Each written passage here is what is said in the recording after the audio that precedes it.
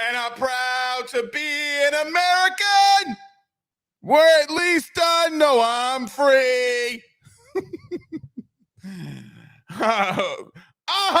We are live. Welcome back, ladies and gentlemen. I am your host, Blake Ruffino. This is Are You Serious Sports? We hope that you guys are making it a good one. We know that we are as well. How about that stunner today, Zachy? As Andrew Paul's Hub Martin says, Iran, shake hands, Alabama, not playing on Saturday. Absolutely, Paul's Hub. Abso-freaking-lutely. Oh, say, can you see? By the dawn's early light. As the USA did take down Iran today. But you're not here for that. You're not here for that. We'll talk that if we get to it at the very, very, very end. We might talk some World Cup, but we got to talk about the Tigers, baby. We got to talk about the Tigers. The CFP poll comes out tonight. Reese Davis getting a little bit emotional to AYS night. Yes, Reese Davis responded to one of our tweets. Man's a little bit emotional. Calm down, Reese. Calm down, Reese Davis. We were just making a joke. Ha, ha, ha.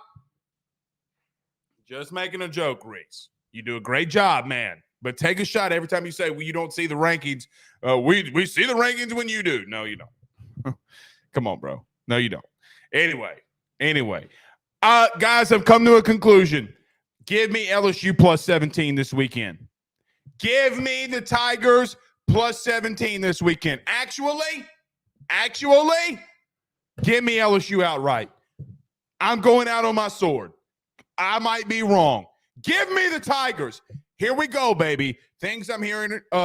Look, there are some things I'm hearing. This team is pretty pissed. Whether you like it, love it, or hate it, it sucks. They lost to Texas A&M last week. Now you drop all the way down to 14. You drop all the way down to 14.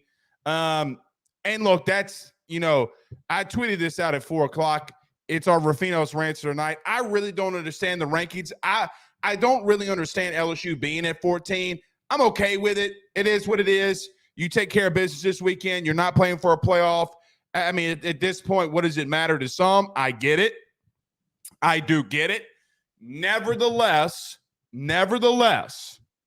okay, we're going to talk about it because I don't really understand these rankings whatsoever. And really and truthfully, guys, you can't say, well, Blake, you got one more weekend. Well, no, we're here now. I mean, rankings do matter. Your season does matter. You're putting an Alabama team. Now, Zach, do you still have the top 25? Okay. I mean, I don't know about y'all, but here's the top 25 list that came out tonight.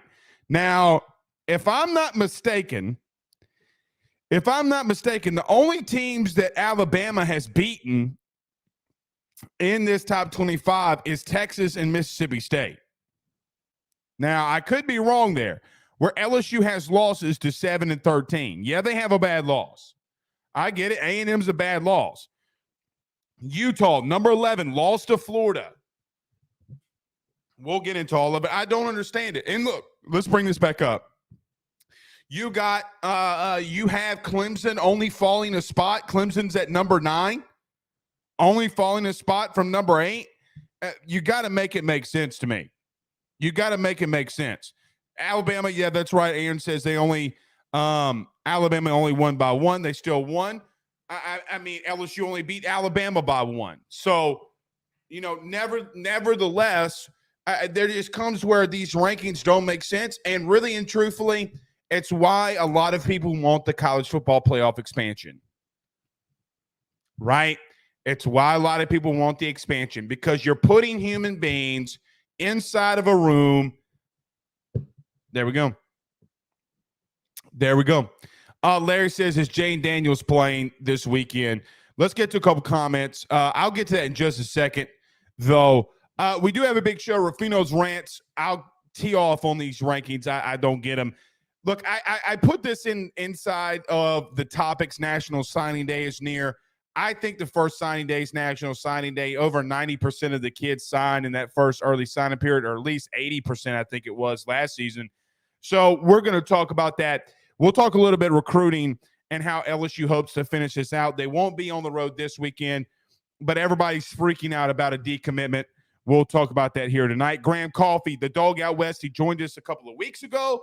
He will join us here again tonight.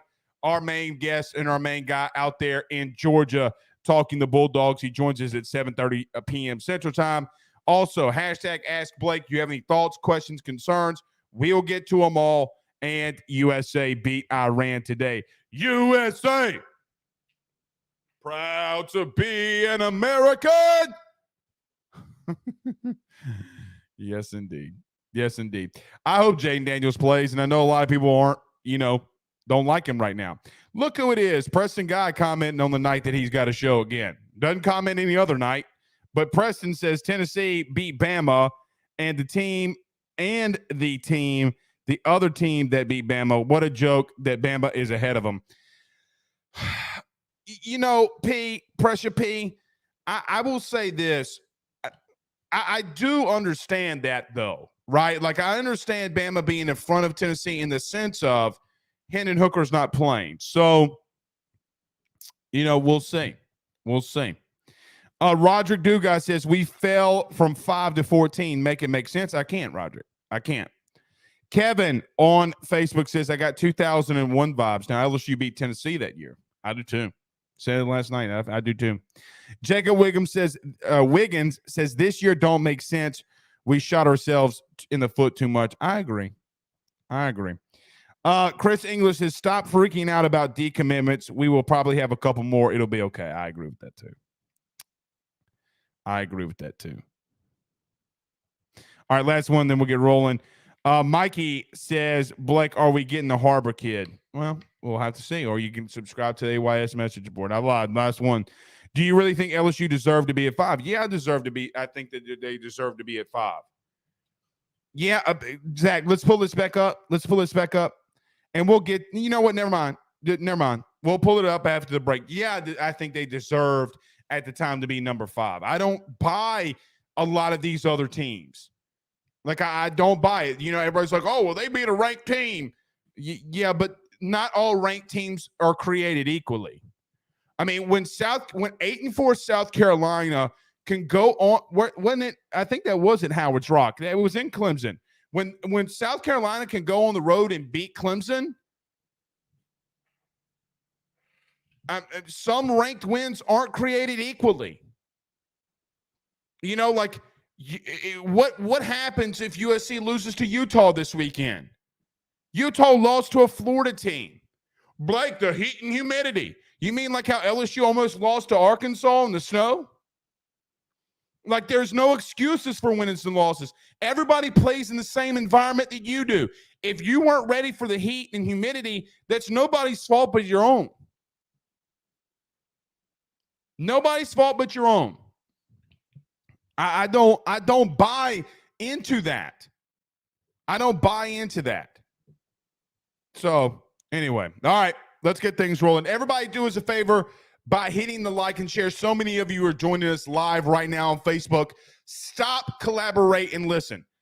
Do us a favor, hit the like, hit the share. Share to all of those Facebook groups. We appreciate you doing that. Share to your own social media pages. If you're listening to us on YouTube, get inching so much closer to that 5,000 subscription. I do feel a giveaway coming in the beginning. We're the 29th. We'll do it in December.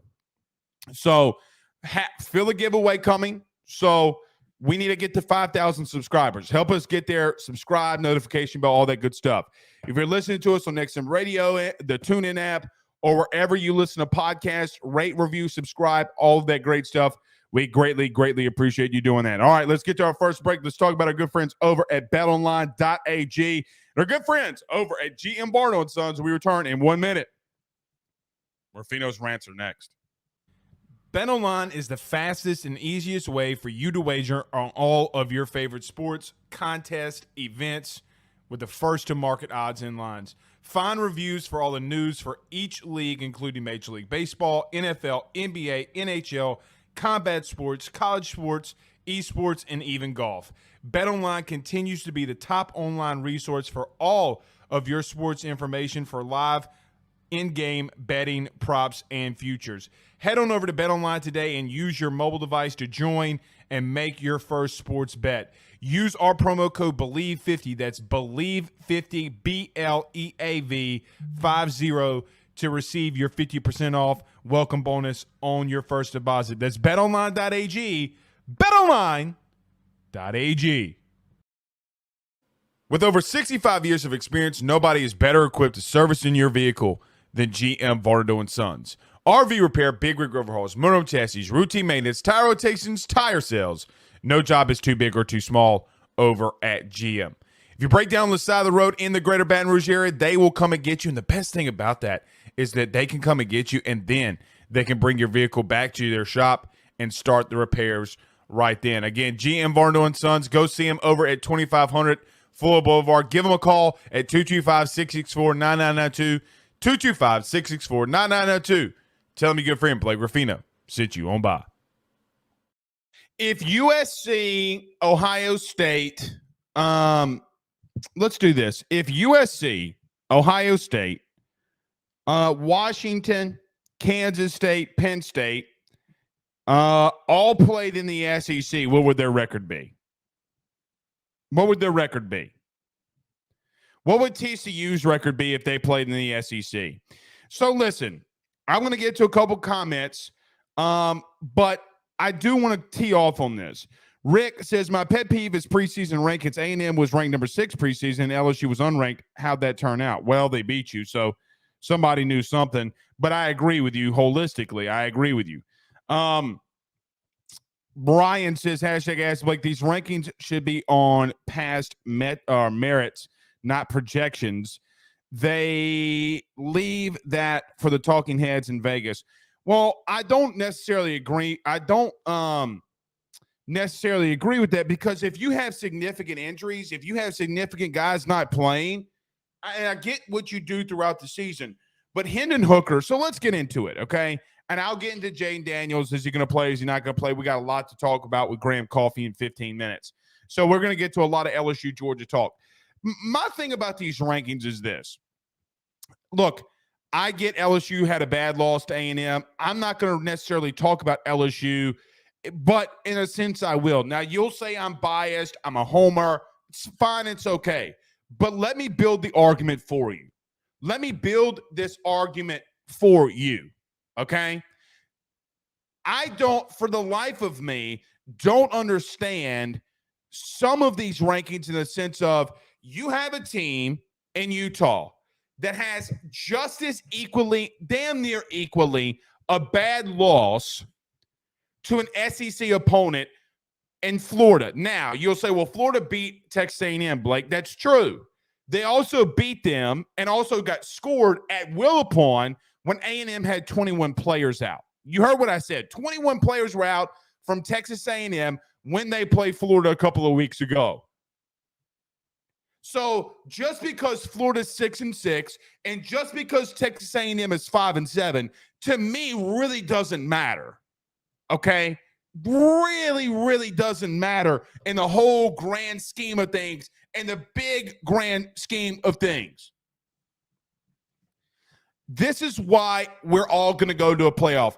The Rose Bowl doesn't want to expand, and they have their issues and why they don't want to do it, and I understand it and I get it. They're going to expand the playoff and go to 12 teams, whether the Rose Bowl gets on board or not. Somebody will pay the Rose Bowl off. They'll do whatever they got to do. The playoff's expanding. I have not been a playoff expansionist. I don't believe in it. I don't think it's good for the sport because I still think November settles out a lot, right? It settles out a lot. Now, if all the top 4 teams win this weekend, you pretty much have the right thing. You have the top 4.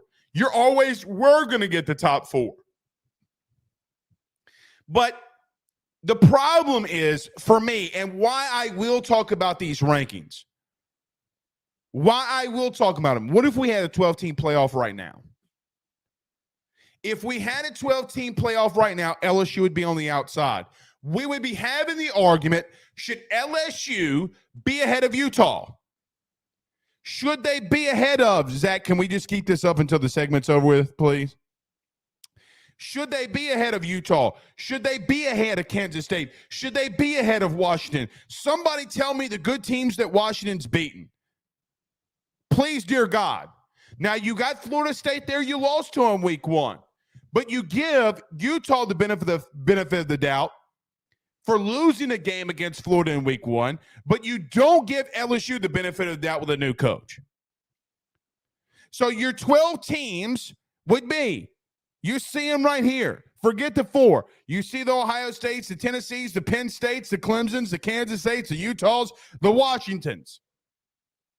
And really and truthfully, one of those teams will be out because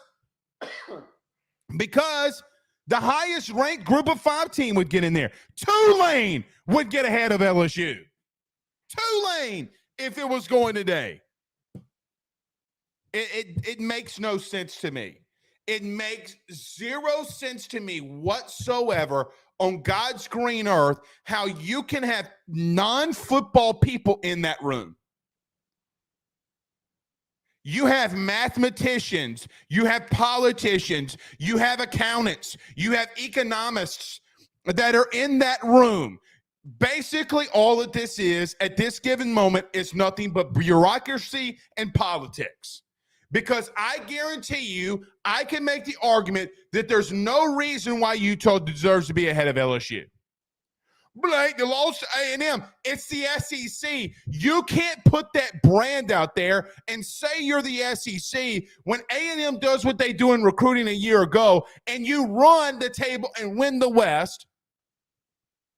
It makes no sense to me whatsoever. Now, here's what I said to start the show.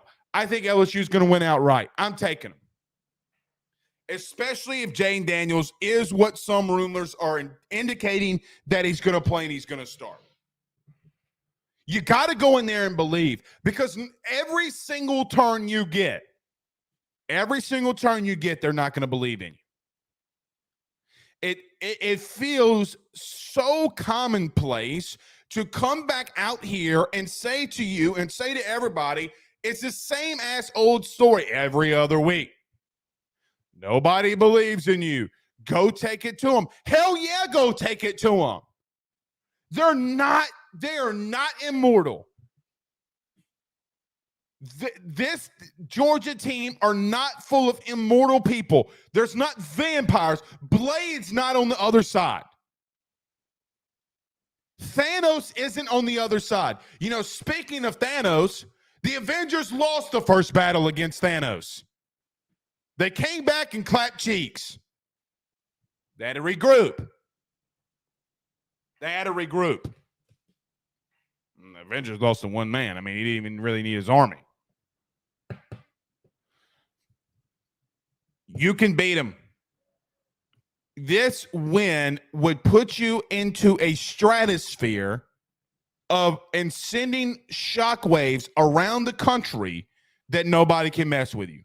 Like, it doesn't matter that you lose to A&M. Last week doesn't matter anymore. It simply doesn't matter. Truth be told, they would have put USC ahead of you anyway. They would have put USC ahead of LSU, whether if LSU would have won this past weekend or not. LSU would have had to win again this weekend just to get in. The bottom line falls into you got to go out there and take it to them. When you're lined up and it's 2nd and 4, you got to pop Jalen Carter in the mouth. Well, Blake, he's a first overall pick. Doesn't matter. You know who else was also a first overall pick or a really good top-tier pick? Jadeveon Clowney. Loel Collins and LSU took it to him all night long. They took it to Myles Garrett in the past. There has been really talented individuals that you've played against. Time to man up. Time to man up. There is a game plan to go out there and beat them. We gave it to you last night. They get beat when you try to hit deep shots on them. You got to convert on them. Nobody this season has converted those deep shots on them. The teams that have hit a couple and kept the game close because, see, if you go back and watch the Missouri game as an example, Missouri hit some longer shots. What happened to Georgia? They got ultra conservative. Small little passes on the outside. Run, little small pass on the outside. Let Stetson beat them. Let's throw it. Quick. Kirby started to get a little conservative. Now that Georgia's number one and they know they're in the playoff, how focused are they? How focused are they? You had a letdown this past weekend. Does Georgia have one? Go take their souls. Take their souls. Biblically. Take their souls. Act like this is Mortal Kombat. What was the first one in Mortal Kombat? I will take his soul. Take their souls. I cannot be more fired up for you than you are. Screw last week. Last week means nothing anymore. The A&M loss means nothing. Go out there and compete and win the SEC. Because you know what happens? You know what happens when college teams win their conference title or conference championship games? They also get rings. You want some hardware? Go fucking get it. Because what would happen if LSU goes out there and beats Georgia and Georgia wins the Natty? You know what we're all going to say, huh? Well, when LSU lined up against Georgia on that one day, they took it to them. This could be a fairy tale book ending for some of these seniors that stuck around. You need to go out there and play for your brother like Jeray Jenkins. Jeray has put blood, sweat, and tears out on the line week after week after week after week. Go play for him. Go play for him. As the movie Replacements told us so well, there is no tomorrow for you. Some guys that are seniors, there will be no tomorrow for them. They might play in a bowl game, sure. But this is it for them. You have time, they don't. Go fight. All right. Couple of them. Let's get to a couple of these comments, though. Rick says, #Ask Blake, where do you project LSU with a win or loss over Georgia? I think they would get to the Citrus Bowl if they lost. I think they would go to the Sugar if they won. And I think they put Tennessee in the Peach. Or not the Peach, because the Peach is what you call it. Not the Peach. Maybe the Orange, maybe. I mean, I think that they would want to put I think what they would try to do, and one guy on the committee at the Sugar Bowl has been hinting around, New Orleans, so I hear that they want Tulane. If Tulane wins this weekend, they want Tulane in the Sugar Bowl. How epic would it be if LSU and Tulane got into the Sugar? What? Okay, can Daddy fix it later? Yeah. Okay, here. Tell him bye. All right, close the door. So that's what I think. Ryan says Utah at 10 props up USC point blank. That's all it does, especially if USC were to win. Tyler says Derek Williams supposed to be taking 4 official visits. Think LSU is in the mix with him or has that ship sailed? Well, none of them are Texas. What does that tell you? I guess Zachary Pooh says it took them 5 years and they were missing their X Factor Ant-Man. That sounds more like Zach. Penn Jones says, I think by going to 12 playoff teams, then schools should have to go back to 2 bye weeks during the season. I agree with this because now you're adding another 3 games to the 2 teams in championship game. Well, you wouldn't be adding 3 games. Some of them could be getting buys. 4 teams would get buys, but to the teams that if a team ran the table, they'd get an extra game. 18 games is crazy. I don't think that they'd have 18 total games. Would they? I don't think they'd have 18 total games. I think at max it'd be 16. And if the lowest seed got there, I think it'd be 16. Because they go boom, boom, boom. No, it'd be 16. Then it'd be a total of 16 games if the 12th seed ran the table. Crystal Rose says USC should have been ahead of them already. I don't agree with that. Who have you beaten? Who have you beaten? I mean, listen, I know that I come out here and sound like a Southeastern Conference homer and an LSU homer. Like, I get it. Buddy, I promise you this. Crystal, I promise you this. There is not a defensive line in the country USC has played better than Texas A&M's. Not one of them. There's not one of them. They haven't seen an edge rusher like Will Anderson all season long. They haven't seen a coach like Nick Saban all season long. Hell, they sure as hell ain't seen anybody like Jane Daniels all season long, especially with the feet. What's going to happen if, hypothetically, I'm going to tell you what's going to happen. Caleb Williams will do some really special things. That defense is going to get railroaded. USC would get railroaded by Georgia. Y'all think I'm playing. Y'all think it's cute. Look, listen, the recruiting does matter, okay? Depth does matter. There's more prospects on Georgia's team that will make the NFL than USC's. They might have the Heisman Trophy winning quarterback. I get it. Their defense sucks. Y'all, okay. I pray now. I hope USC plays Georgia. Y'all think it's funny. Okay. Okay. Howard Jr. says, hashtag Ask Blake, will the O-line play this weekend? Well, they'll play. Just depends how good they play. Chris Lomax says, ask Blake. They only scored 10 points against Georgia Tech in the first half. Okay. You're right. You're right. They would beat USC, but I think the thing with Georgia, and what I'm going to, hit Graham Coffey home hard on, Georgia's played down to their competition. I don't think they'll play down to their competition in the playoff. I don't think that they'll play down to their competition in the playoff.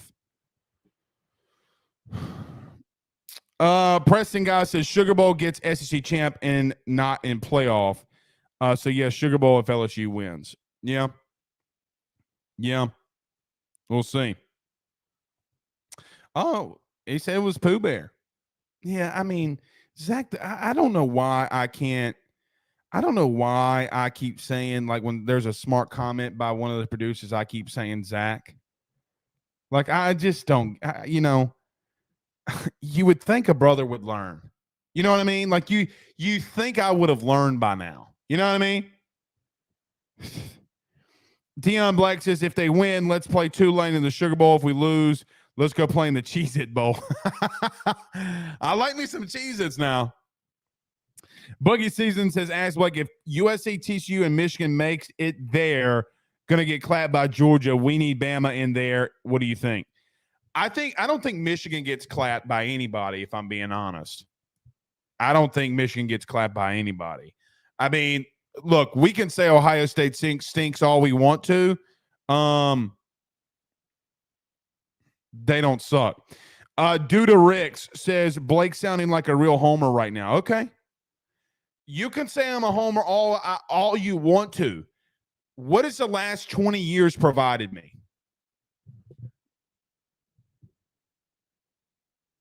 What has the last 20 years provided me? Uh-oh.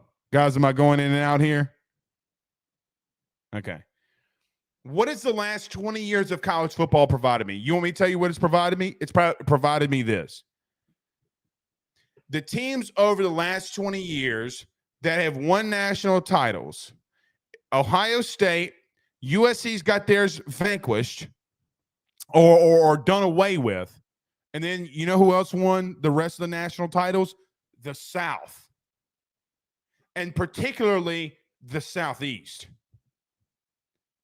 Spare me that you think you want USC to prove it and that, oh, they're back and they're great. Okay, you're about to get a chance. When you have more NFL prospects on one team and better talent in one conference. Yes, a 3-loss LSU regardless that they lost to A&M, has played tougher. I guarantee you, there's not a I've said it before. I'll say it. There's not a defensive line in the country or in USC schedule better than A&M's. If you want to name them, name them. But Blake, what about Utah? This is what Florida did to Utah's defensive line. It's called clapped. When you got a math major or mathematician in there selecting the top 25, your grandmother could select a better top 25.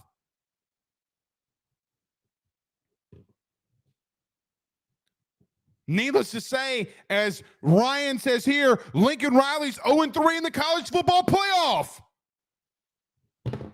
Go pop back in. I know Graham Coffey's probably waiting. Go pop back in that Utah-Florida game. But Blake, the heat and the humanity.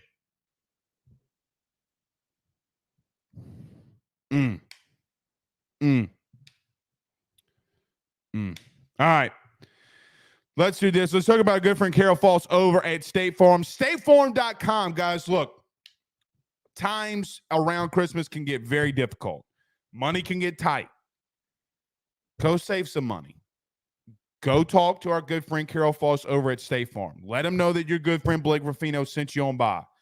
Tell him, look, the worst thing that can happen is you try to get better rates on your insurance, life, auto, health, whatever. They do it all. If you can save a couple $100 a month, it's worth it. Give Carol Falls today, but let's talk about him right now. We're back in 45 seconds with Graham Coffey. Maybe he agrees with me. Let's see. Coming on. Guys, you might know my good friend Carol Falls and all the great service that he provides over at State Farm. He is your good neighbor after all. But did you know State Farm has surprisingly great rates as well? Along with the great neighbor service, State Farm agent Carol Falls has surprisingly great rates for everyone inside the state of Louisiana. So call him today at 985-395-4300, 985-395-4300 for all of those surprisingly great rates on auto, home, and life insurance needs. Like a good neighbor, State Farm is there, and individual premiums will vary by customer. All applicants subject to the State Farm underwriting requirements.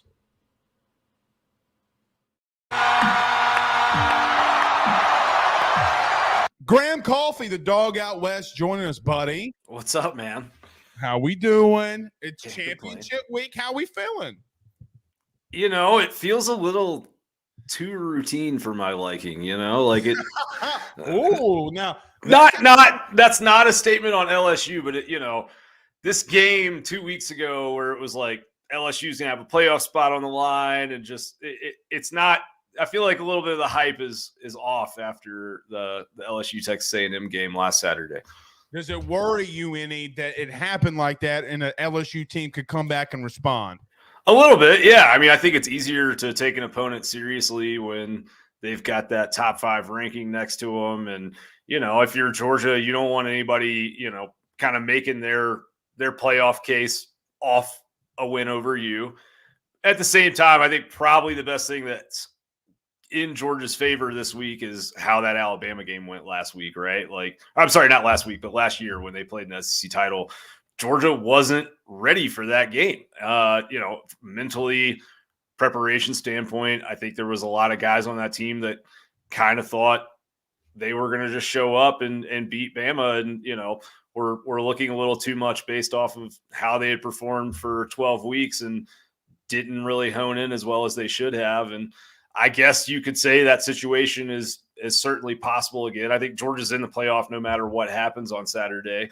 But I know that there is a sentiment amongst the leaders in that Georgia locker room of like, hey, we didn't win the SEC last year. You know, we didn't have that perfect season, and we want to do that this time around. And we kind of want to have that to hold over the heads of some of our buddies who are in the NFL now, right? So I think that they will be prepared, and I think that they're, you know, going about this in a business-like way. But, you know, you look at Georgia under Kirby Smart, they're never too up or too down for anything, really. Like they've been pretty consistent in terms of how they show up. Georgia Tech early last week. So look, obviously we know what happened with LSU. Okay. I mean, Graham just absolutely physically dominated up front. There's Sure. no other way. There's no other way to put it. I was a little surprised, to be honest, that Georgia Tech was able to do a couple of good things early. In any kind of film breakdown or anything when you were watching that game, like I thought Ringo got a little bit handsy. They got to the outside a little bit. Did that, like, do you think it was just a little bit of a letdown? Maybe they weren't ready. I mean, what was up with that game in your opinion? Yeah, I mean, I think senior day is a little weird. It takes you out of pregame routines. Georgia Tech looked more excited to play that football game than Georgia No did doubt. for the first 15 minutes. And I think that's a credit to Brent Key, and he's gotten a lot out of that coach, roster. by the way. Hired today, which I thought was the right move for them. With Ringo, it's something I've highlighted a lot this year in some of my analysis and game breakdowns. Like against Kentucky, first drive of the game, you got them backed up in their own end zone basically, and it's 3rd and 8, and Levis throws a beautiful ball, and he never gets his head around. He never puts his hands up to play it, and it doesn't go for a touchdown. He's such a good athlete. He's always in position, but he doesn't always play the ball perfectly. Credit to him, though, against Georgia Tech. They hit a couple early plays on him, and then he really shut it down. I mean, he gave up 3 completions in that game for 30-something yards, but he had 3 pass breakups. They targeted him 9 times, though, which tells me Georgia Tech looked at the tape and said, we think we're going to have a better chance targeting him than Kamari Lassiter on the other side. And I think as much of an athlete as Ringo is, and he's high on a lot of people's draft boards, I think the reality is that the number 1 corner on this Georgia team is Kamari Lassiter, and it's been that way for a little while. And if you look at where teams are going with the ball, I mean, a true number 1 lockdown corner isn't getting thrown at 9 times a game. Let's just be real. I completely agree with that. What do you think Georgia's game plan is if anything really changes against LSU? Do you think that they mix anything up? Do you think that there's anything LSU does that could scare Georgia in any form? Do you think they look? Because the reason I asked that, Graham, is because you're coming off a game where you just saw LSU get demolished up front defensively, but Stetson's been going back there throwing that thing a lot. Do you think that they switch anything up by running the football a little bit more or trying to establish that early? Yeah, it seems like they've almost been practicing for that the last 2 weeks, right? Like Stetson, as you just said, I mean, Georgia threw the ball. They were a pass-heavy team this year. And against Mississippi State, they got shut down on the ground. They had a late, 40-yard touchdown run that prettied up the box score a little bit. But, their running backs averaged around, just a little over 2 yards a carry in that game. And it was really uncharacteristic. And Mississippi State does run kind of a weird defense with that 3-3-5. But I think it freaked Kirby Smart and Todd Monken out a little bit. And against Kentucky, it was like, we're going to have a run-first game plan. And it was the same against Georgia Tech. Zone scheme runs has been a problem for Georgia all year. And guard play has been a problem for them the last 2 years. And if you look at, LSU's roster, you got Wingo there in the middle, and he's very, very good run defender. And I think Georgia, for all of the kind of modernization that's gone on with this offense and explosiveness through the air this year, I think that there was a little let's get back to basics these last couple regular season games. And they did look better on the ground. I mean, Kenny McIntosh has been great. You finally saw them break some big runs on some zone blocking schemes. And for most of the year, they've been half and half, man and zone, but you finally saw them break some runs on plays that they weren't pulling guards and tackles around. And I think that's probably refreshing if you're a Georgia fan, just to feel maybe a little more confident in that run game as you get ready for this stretch. I hate to move forward from this game because there's a lot. And look, from the LSU perspective, and I think now because what happened with LSU from the Georgia perspective, it seems a little bit down. I'm still pretty high on this game. Look, it's the SEC championship game. I mean, look, so has Georgia, to my knowledge, I don't remember them facing a true dual threat quarterback this season. Am I wrong there? I mean, Hooker, Right? True. Hooker, that was a huge key to me for Georgia in that game was like, if you looked at That's true Tennessee's because they run held game. him pretty much in check running the football. Yeah. And that's a big thing with Kirby Smart. Like after he left Bama, he started running this kind of mint front on defense where That's right. That's right. it's a little more focused on being able to contain these modern quarterbacks. And the big focus for them is like if a quarterback is going to flush, we want him going outside. Like we don't want run lanes for a quarterback to go straight up the middle. And they've done a good job of doing that for years now, really. I'm sure that Daniels is going to be able to, do some things with his feet. I'm hoping he's healthy. I'm assuming he's healthy. Yeah, I think he'll be okay. But it's just Georgia historically and really even this season, like they've been pretty good. I mean, Anthony Richardson, they did a really good job containing him as well.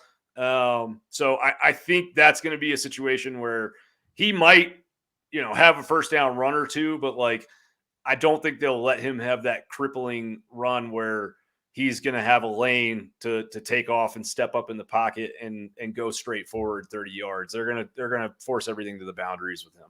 How do you beat Georgia? Like if you and Brian Kelly got on the phone right now and he said, Graham, how do I beat him? What do you tell me?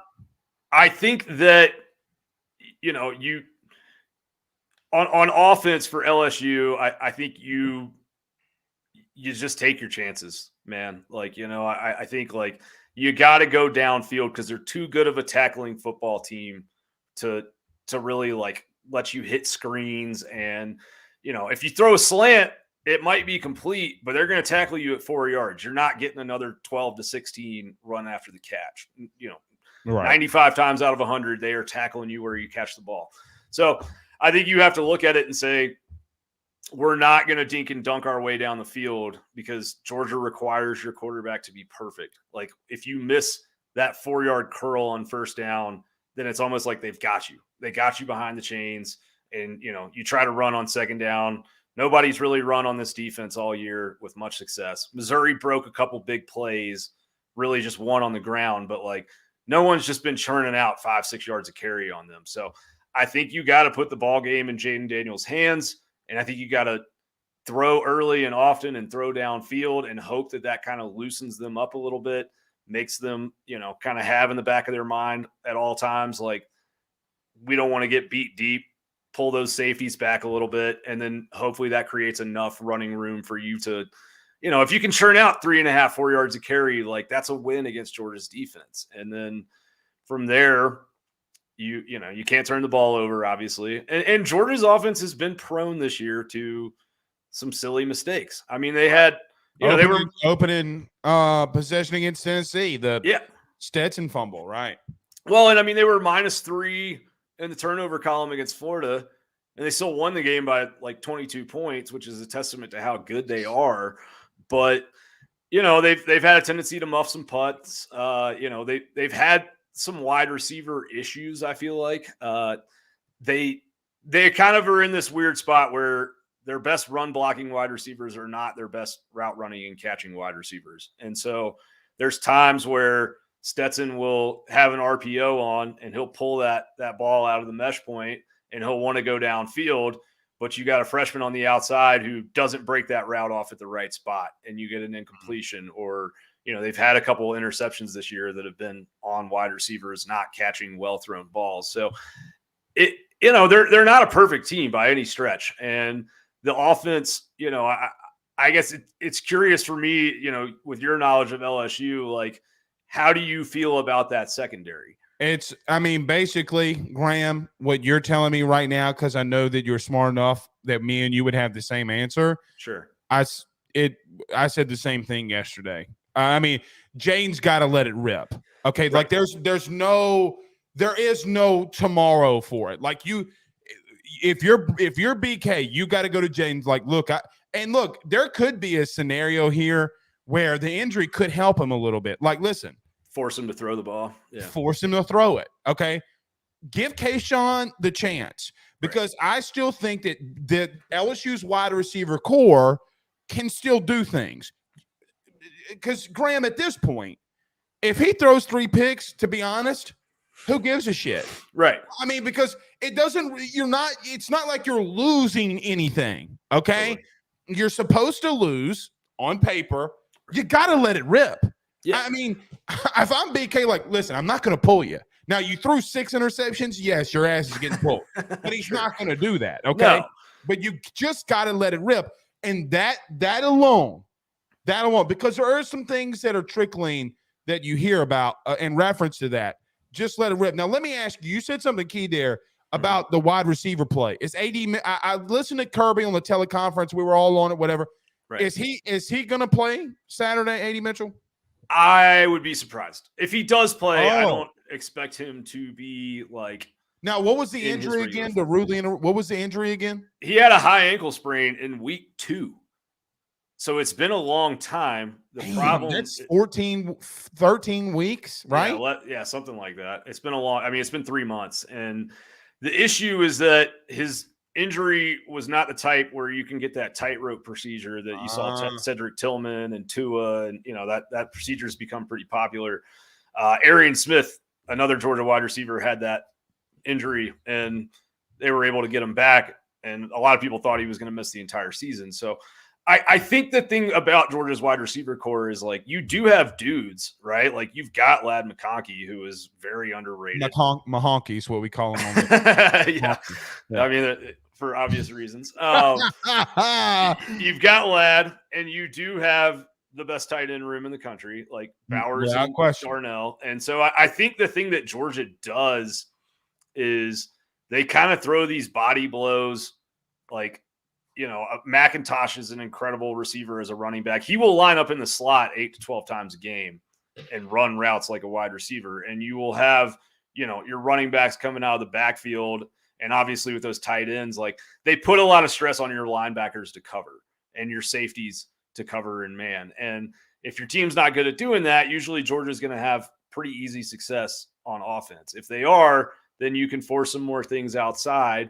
And like Mississippi State was able to make them do that. But it's interesting. All of a sudden, it's like Kyrus Jackson's in the game, who's been at Georgia forever. And, I think that Mississippi State game, he played like 8 snaps and had like 3 catches for 100 yards and touchdown kind of thing. Like, there's guys that they'll bring into the game, like Arian Smith, who, he hit Tennessee for a couple of big plays. And then he just kind of goes over there and chills, because they're doing the Georgia grind it out on the ground thing, and they're getting physical with big, 6'3" guys that block their butts off. But when it's time to do something downfield, they do have guys they can bring in. So I'm interested to see the personnel choices, and I'm also kind of interested to see, like, is Todd Monken going to break some of these tendencies? Because I think if you're LSU and you go look at the tape from the last couple of weeks, you can see some cadence in terms of the wide receiver rotations and whether it's going to be a run or a pass. And I think Georgia's got to be aware of not tipping their hand too much. Well, so we did talk about that, because I asked this, I want to say Monday in not so many words, because I think I tweeted this. I'm like, why is Ladd coming out on 3rd and 6? Right. Okay. Like, it didn't make any sense to me. And then you're putting a freshman out there, and I'm like, okay, well, it doesn't. And look, so I'm like, all right, well, you go run. And I'm like, okay, so you just don't want the 185-pound receiver blocking. Okay, thank you for tipping that hand. So I agree with you there. Graham, I do want to move forward, because I still do believe Georgia's going to get in the playoff no matter what happens on Saturday. In my opinion, the best win of the season happened this weekend with Michigan and Ohio State. Now, a lot of people to begin the season said the ultimate duel matchup was Alabama and Ohio State. The 2 best offenses going at it. Well, so much maybe for that. The 2 most physical teams are about to go at it in a couple of maybe in about a month in Michigan and Georgia, which quite honestly is going to be a slugfest. Are you, brother? I kind of just want to see the game at this point. I want to see those 2 dogs battle.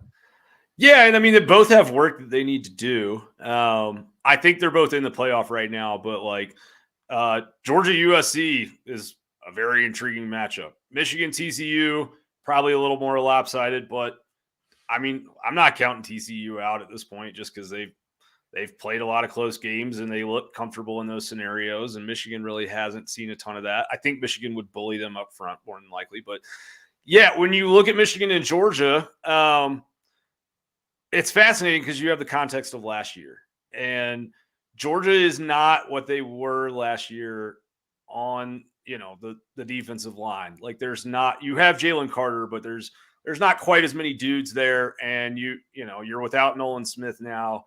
Like your edge, there's been some problems on the edge a little bit. So I think Michigan may have a little more success on the ground than they did last year against Georgia. But the thing about Michigan is that you look at that game against Ohio State, and credit to them, but how sustainable is it to hit, essentially five long touchdowns over 50 yards, which is what happened for them in that game. And Georgia is a lot of things as a defense.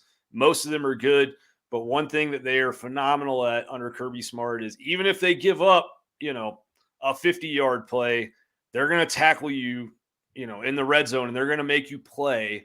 And they're really good in the red zone. They're hard to score touchdowns on once you get inside the 20.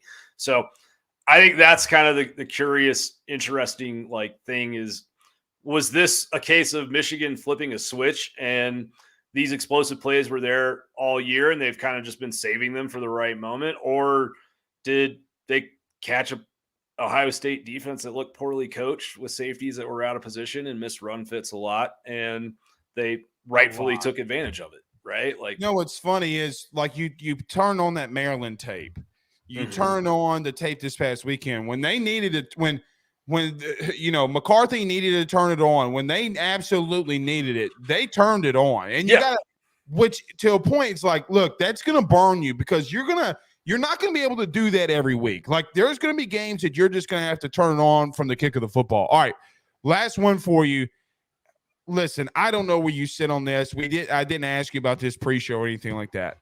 But I'm so far off of these rankings. Like I when you got mathematicians making up a top 25, I'm off. I guess my question to you is, when you see these rankings come out every Tuesday, do you really care about them other than the top maybe 5 or 6? Because it just seems so wild to me sometimes. No, I don't. And I think if you look at kind of the history of the CFP, they sort of have a tendency to use the rest of the top 25 to justify what they did in the top 5. No, exactly. And, I guess my curiosity would be what was it about tonight's rankings that you took particular issue with? Well, for me, so as an example, okay, Utah, I'll use LSU here. Utah and LSU. Okay, yes. Utah, what comes in at 10, LSU comes in at 14. My problem with that, my problem with that is Utah lost to Florida. Okay, yes, Florida beat Texas A&M. Texas A&M had 21 players out. My point is if Utah can't beat Florida in week 1, right? Okay, under a new head coach in Billy Napier. What makes me believe what you're going to be able to do in an SEC East or SEC West regular season schedule? Okay, no, that's fair. I don't think any of the, look at USC, right? They're a good team, but they don't have a defense, really. And Graham, my point is, Caleb Williams is Superman. But yeah, I guess my issue is maybe they're giving Utah credit for that win over Southern Cal, and maybe but. But even if they were, which is okay, you can't take that away from them. Okay. Right. My point would be though, is Georgia absolutely blanks Oregon. Well, they lost to Oregon. Okay. Yeah. When you have some of these comparisons, there comes to a point to me that's look, guys, where most of these kids are going, from the NFL draft, what conference they're coming from. Just to me, it's not necessarily apples and oranges, right? It's not it doesn't get. So my argument to start the show tonight was, I don't care that A&M's 5-7. USC is not. USC nor Utah has seen a better defensive line than Texas A&M. I would agree with that. Okay, and so that's fair. I'm gonna say something that not a lot of people are gonna like. Please. You mean to tell me that Utah could go to Aggie Land and win? Now, I know that they probably will. My point is, they like to run the football in this I formation too. Yeah. They're not going to do it. Well, not with that Elon. Utah, I mean, I enjoy their style of play, truthfully, because they're bullies and they bully everyone around in the Pac-12 for the most part. But, you know, I mean, we saw them against USC. They won that game, but they also gave up 41 points. And, you know, they're like, you're right. And there is the danger, and I get frustrated with this sometimes. Like, I don't think Alabama should be number 6. I don't disagree with you. But, like, if I'm being a realist, power ranking wise, would I have them in my top 4? Probably, because they're a 90% blue chip ratio team. Right. So there is this danger sometimes of, like, it's very easy for this rankings to become like, well, basically based off of your recruiting rankings, right? And so that bothers me a little bit. But there's a lot of brand like stuff that happens in the rankings. Oh, no doubt. Like I mean, I'm sorry, but you know, Clemson still being at number 9, them dropping a spot, like why? Yeah, and I mean, like, I get that Texas A&M's had a bad season. They've also played a lot of really close games, right? Like they have going in double overtime against Wake, Alabama. Close. You know, I mean, like Alabama, Texas A&M. You know, I mean, Texas A&M's a play away from winning that game. They're a play or two away from beating South Carolina, who's now number 19. So yeah, I mean, when you look at some of this like game control stuff, which apparently the committee does say they look at, like Alabama, I keep hearing this argument. Kirk Herbstreit made it on, you know, Saturday night when he put him at 5 in his own poll. And he was like, well, their 2 losses happened on the last play of the game. Yeah, okay, they never trailed in the in regulation. Like, sure, but what about the 3 games that they won on the last play of the game? Like, they haven't dominated or really like soundly beat a good team all season. And you know, you look at LSU, the Tennessee loss, I think, has hurt LSU a lot. At the same time, you know, LSU really kind of controlled that Alabama game. Like, if don't being serious, with you know, I mean, they pretty much led throughout. It got interesting in the fourth quarter, but like, you look at LSU's kind of last month or 6 weeks or 2 months of play. Like, there's been a lot of games. I mean, that UAB win is not going to like grab headlines, but that's a good football team. Agreed. Also agreed.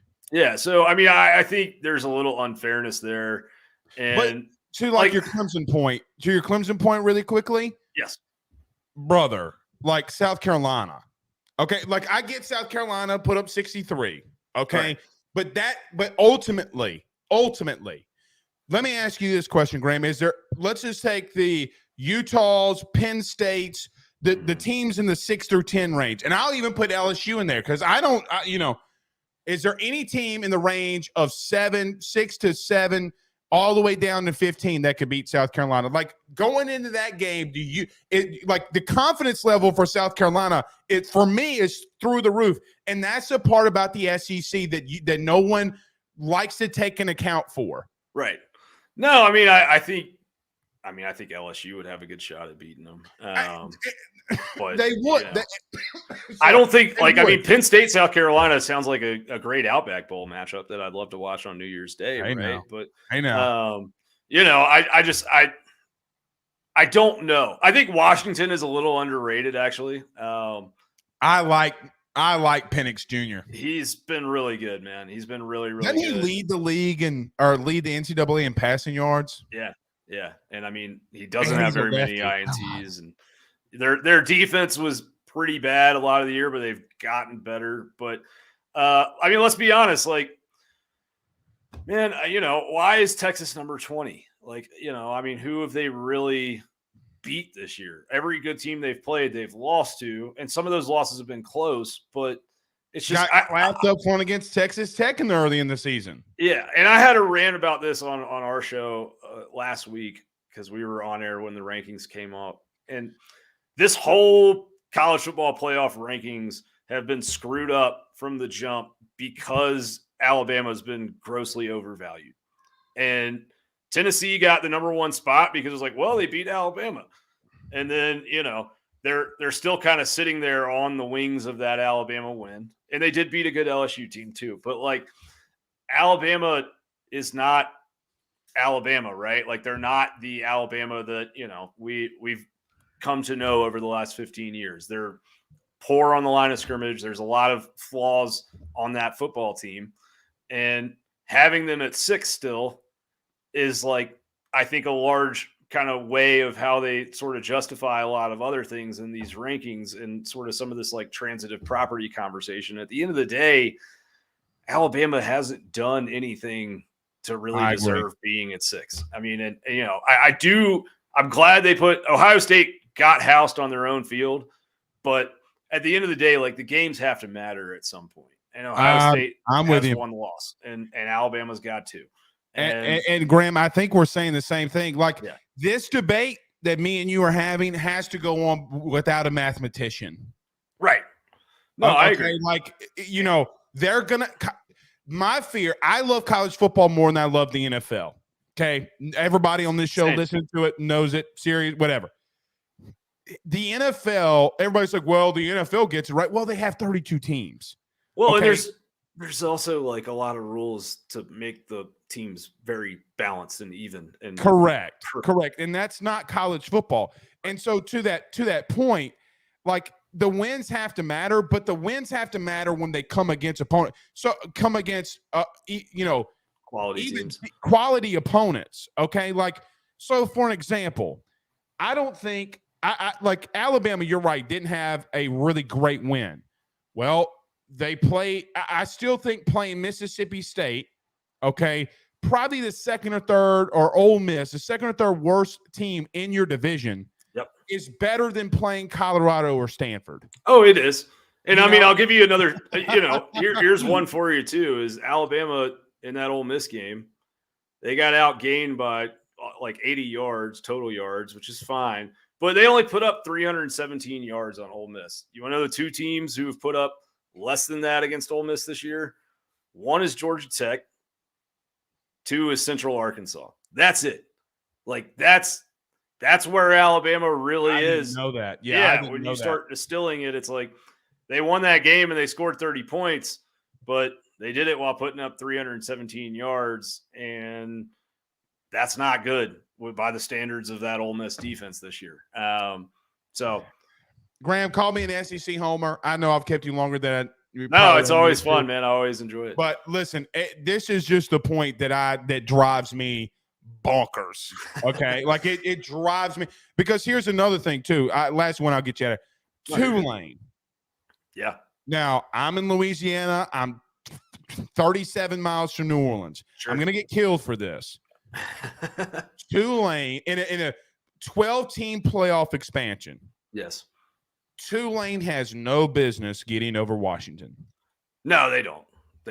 Okay. But here's the thing, though, Graham, they would. They would. You're right. And so I don't – that's the part to me where Graham, I know what my eyes are telling me, and Tulane's not better than Washington. They're not. And, I mean, it's like Cincinnati last year was a little bit of an anomaly in that, they had 9 NFL draft picks on their roster, right? Like, right. And football people can and recognize Sauce Gardner's killing it in the NFL right now. Yeah, they had some dudes. But like football people that actually understand personnel and how games happen, they can look at that and understand those things. And I thought Cincinnati was deserving to be in last year, but there's not a Group of 5 team that's deserving to be in the playoff every single year, and that's okay. I want there to be a spot for him when there is. You mean UCF's not the national champion in 18? Never were. Or 17? No. Yeah, whatever year the fake national championship. Yeah, the fake national championship. Hanging fake banners like Alabama, man. But no, I mean, you do know the team's gonna. We're gonna clip that. That's the only thing we're gonna clip tomorrow morning. Alabama hangs fake banners. All right, Graham Coffey, go out west. Last thing I'll say though. I mean, if Southern Cal and LSU were playing on a neutral field this weekend, I think that spread would be within 4 points. Say that again. Say that. Just if USC and Bama. If USC and LSU on a neutral field this weekend. I think that spread would be probably within 4 points. And then what does that tell you? Well, and I mean that's the thing, man. Like, watch Caleb Williams the other night against Notre Dame. Fantastic performance. I was very entertained by it. But dude, when you go up against an SEC team and the defensive tackles are faster than you are, it's hard to, run laps in the backfield for 15 seconds while you wait for your receivers to get open. And it's just, they're in a lot of ways. And I mean, sometimes the SEC thing is overblown a little bit, but like, they're playing a little bit of a different sport than a lot of these SEC teams are because of the line of scrimmage play. And that's always been the separator between the SEC and everybody else, is the athletes on the defensive line. And when you face those athletes, you get games like Georgia, Michigan last year, and you get games like all the times that Oklahoma showed up in the playoffs under Lincoln Riley. And, you have some of these blowouts, and I don't know what TCU will do. They're a fun story and all of that. They deserve to be there. They've won all of their games in the Big 12. But if we're being honest, what Vegas would power rate these teams at versus what the college football playoff rankings are two vastly different things. That's the end of my soapbox. Buddy, you always bring the heat. Hey, always enjoy it, man. Thanks for having me. All right. That's Graham Coffey, Dog at Wells. We'll talk to you soon, buddy. Absolutely. Take care, brother. All right. That's our man, Graham Coffey. All right. We went way, way overboard. Okay. We're going to have to get to some of this tomorrow. But, boys, USA.